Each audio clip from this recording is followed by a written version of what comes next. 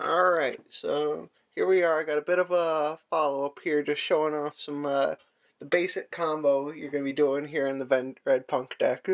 So, really, all you need in order to start off this combo is just one single copy of Zayamin, really however you can get to it.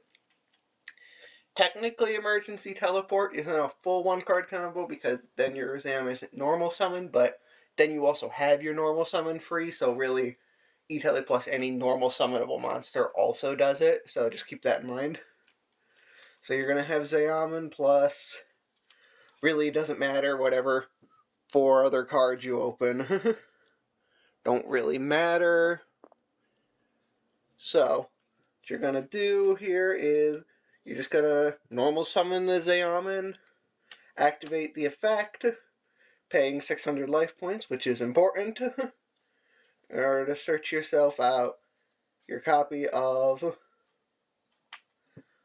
the Rising Scale. This is the new Punk monster.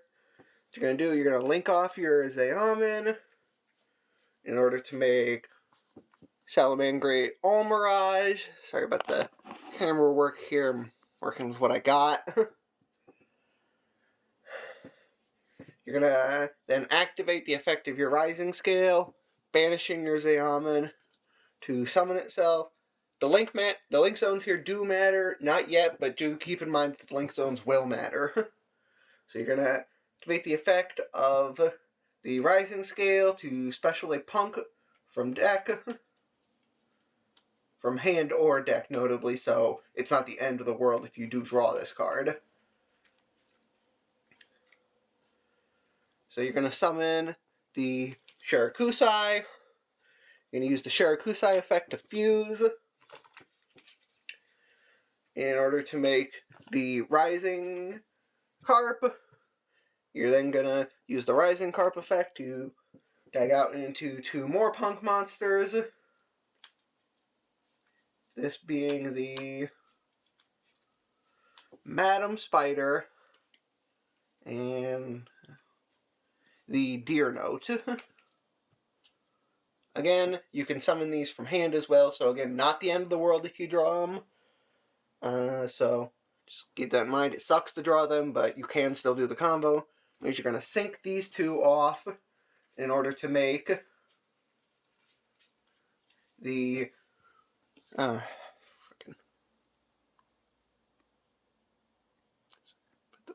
sorry about the resolution here. The Punk Jam Dragon Drive.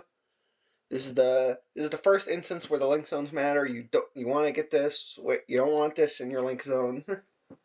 So from here on out, the link zones do matter. So anyways, you're going to use the effect of the Dragon Drive and the effect of the Deer Note. Deer Note will bring back your Madam Spider. And then the Dragon Drive will search you out a copy of the Psychic Tracker. You're going to special the Tracker. You're going to sync off the Tracker and the Madam Spider. Oh, wait. First, before you do that, this is the point in the combo where you can make the Jam Fever. So now you're nib proof. Obviously, you're way over 5 summons at this point, but you know, if they got it, they got it. What are you going to do? So now you're going to sync these 2 off in order to make the Immortal Dragon. You're going to use the effect of the Immortal Dragon in order to send a copy of Ghost Sleeper, the Underworld Princess. And then this will search you out the Ghost Fusion. That's why it's so important that the Punks pay you life points, because you need to have lower life points than your opponent in order to make this work. And, well, Punks pay you a lot of life points, so should be all good in that department. So anyways, you're going to activate the Ghost Fusion. You're going to use the Immortal Dragon on field. And then you're going to be able to use from deck, or hand, or heck, even graveyard if it's there somehow for some reason, by banishing one copy of the Dark Necromancer in order to summon out Duke of Demise. This will trigger the Necromancer, summoning it to the non-link zone. And the effect of Necromancer will then trigger on field, sending a ritual and searching you a ritual spell. You're going to send the copy of Vendread Slayer and search out your copy of Vendread Origin. You're going to then use your Vendread, or sorry, not Origin, sorry, ignore that, sorry, wrong one. You're going to grab Evolution. You're going to use Evolution, sending from deck as the entire ritual material your copy of Scar of the Vendread in order to ritual summon out your Slayer.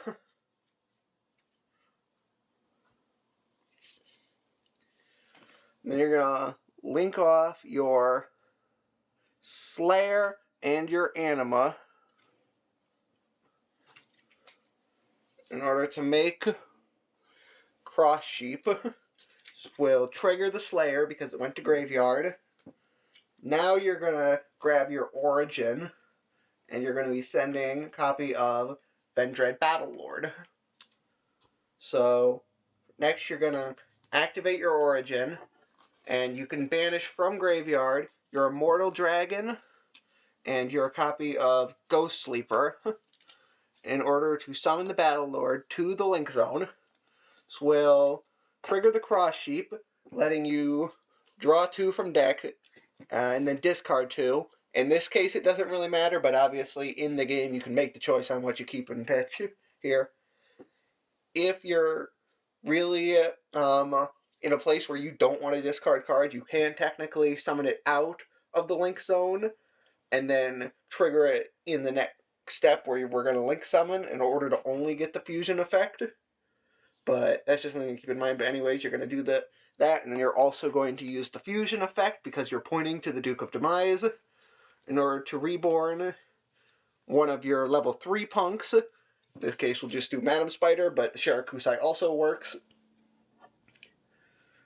Next, you're going to link off your Dark Necromancer.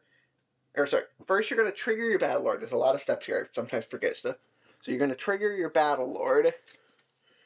You can banish a copy of your Evolution. And at this point, you can call Monster, Spell, or Trap. And for the rest of the turn, your opponent can't activate cards of that type. Usually you're going to call Monster here, but if you're worried about maybe they've been holding an Impulse or something, you can call Trap as well. So that's something to keep in mind. Normally I would just say in the blind, just call Monster here. So now if they've really been holding those hand traps, then they're shit out of luck at this point. So now you're going to link these 2 off in order to make a copy of the Vendread Savior. Now the effect of Battlelord in graveyard is going to trigger in order to send a Vendread and then search a ritual monster. You're going to send Hound Horde. This can also be core as well, but I just like to send Hound Horde because I just like to do the same thing over and over again, so I internalize the combo. But core also works as a send here. Or, heck, if you've somehow opened both of them, you can really just send anything at that point. Point is, you just need to get this engraved at some point. So now you're going to activate the effect of your Savior in order to add back a Vendread card. You're going to re-add... Oh, wait, shit, and gotta remember to grab a ritual.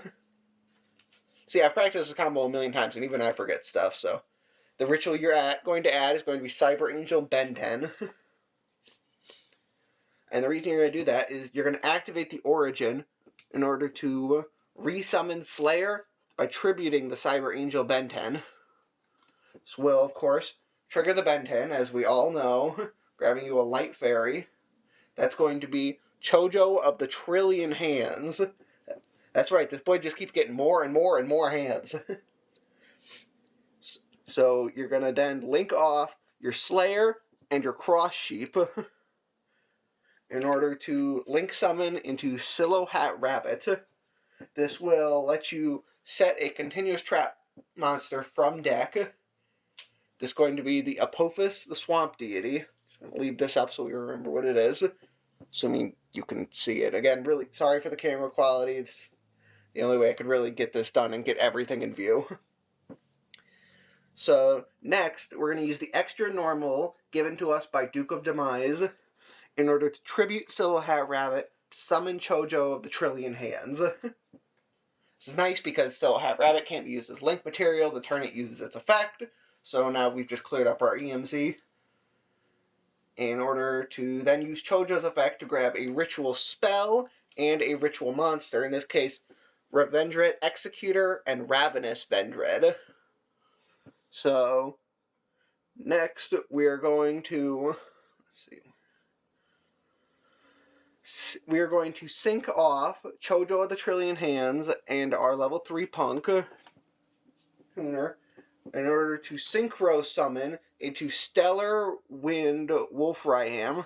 It's a really good card, and every time a monster effect is activated, it gains 300 attack up until it has 4,000 attack, so basically the first 5 monster effects will gain an attack, and once it's at 4,000 attack, it becomes a quick effect, shuffle all monsters your opponent controls into the deck. So, for our next step, we are going to activate... Okay, again, I keep forgetting stuff, and I'm doing this in one take, so when we sent Scar to Graveyard earlier, we were supposed to search Vendread Charge, so just pretend I did that. And remember to actually do it when you're playing games. Anyways, we're going to use that Vendread Charge that we definitely searched earlier in order to send our copy of Executor. This can really be any zombie, but for the sake of the 1-card combo, this is the only zombie we have in the hand. We're going to send that in order to summon a Vendread from deck. It's going to be core, or in the case that you drew the core, it can really be anything. We're going to link off core and Savior in order to make a copy of Yuki-Onna the Icicle Mayakashi. That's the link 3.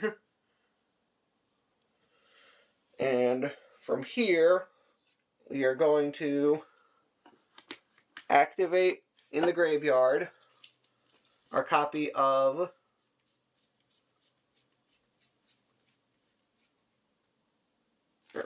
sorry, I'm getting ahead of myself. We're going to link off the Yuki-Onna and the Duke of Demise in order to make Aboa Aku the Lightless Shadow.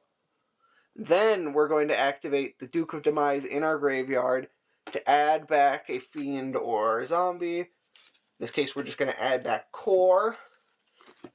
That's going to be, I'm just going to do this for the sake of the video, 1 effect for Wolfram. Next, we're going to activate the Hound Horde we sent forever ago. Discarding a Vendread card, in this case core, to summon itself. That's going to be 2. We're going to activate core, and from here we can banish a copy of Battlelord to summon itself. That is going to be 3.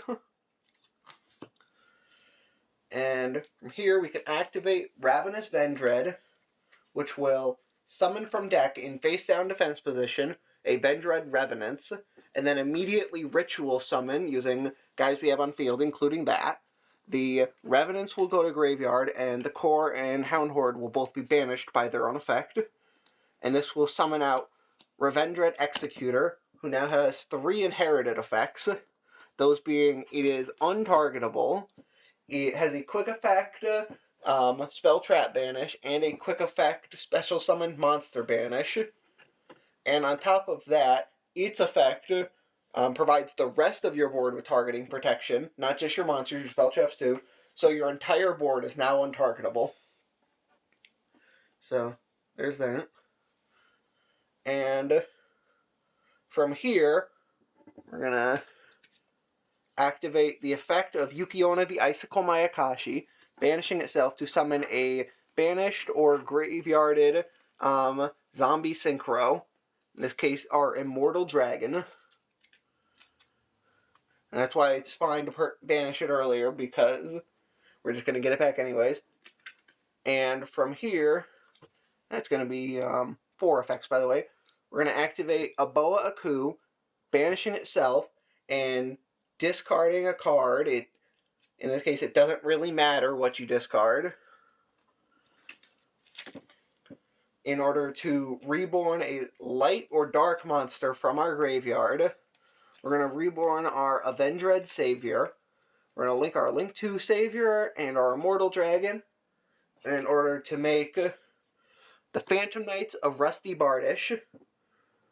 From here, we're going to use the effect of Rusty to send a copy of Ragged Gloves to the graveyard in order to set a copy of Phantom Knight's Fogblade. We're going to use the Rusty in order to send Silent Boots. Technically, you can just send the Silent Boots directly, but this deck sends an additional card, and having both of them means neither one is a hard garnet.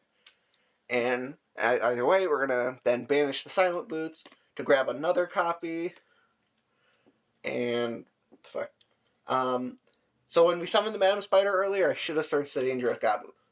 Sorry, I'm really frizzled today, but yeah. So then we're just gonna set both of these. At our end phase, a Boa Aku will return to the field. We're at 5 monster effects by this point. So, and from here, if you have enough extension to summon 2 more dark monsters, which you would have done before the end phase, obviously, you can technically try to make Beat Cop from the Underworld and use its effect to place a counter on something. In this case, I'd say probably the Wolfram, in order to protect it, because this is your most powerful removal. But that's, again, outside the realm of the 1-card combo, and just something to keep in mind that you can do. And from there, now you have 2 copies of Fogblade, a copy of Apophis, who, on res, will negate cards your opponent controls up to the number of other continuous traps you control. You might end up having to preempt one of your Fogblades, in which case I would just equip it to the Rusty in order to turn that on, but even then you have a second one. You have a copy of Dangerous Gabu, which is Impermanent Home. You have a Monster Negate on Jam Fever. You have a Pop off of a Boa. You have the Quick Effect Monster Shuffle off of Wolfram. You have the previously mentioned effects of Executor, as well as this targeting protection. And during your next turn, you can use the Reborn effect of a Boa to bring back your Necromancer to have follow-up in order to then try to OTK your opponent. And then also a Boa will have its standby phase effect to mulligan you like 10 cards. So you'll find what you need. And that's the basic 1-card combo. Again, sorry for the quality and messing up, but like I said, it's a very complicated combo, so I do recommend practicing a few times. As you can see, even I, forgot to do some stuff here. So if you have any questions, feel free to leave them in the comments. Not every line's going to be as clean as this. Sometimes you're not going to draw everything you need, or you're going to get interrupted. So there can be a lot of freestyling in this deck, and yeah, sometimes you just gotta practice it a bunch to see where the lines go. Alright, and that's basically it.